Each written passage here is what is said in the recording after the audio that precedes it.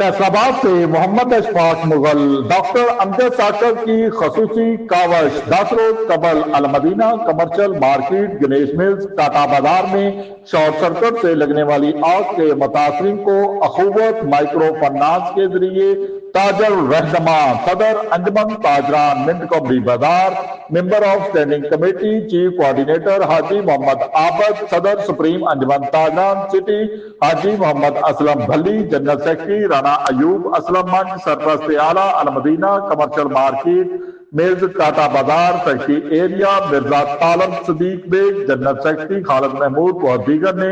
अलफता मस्जिद गणेश मिल्स में मुतासरा ताजर भाइयों में 2-2 लाख के कर्ज हसना के चेक तकसीम किए।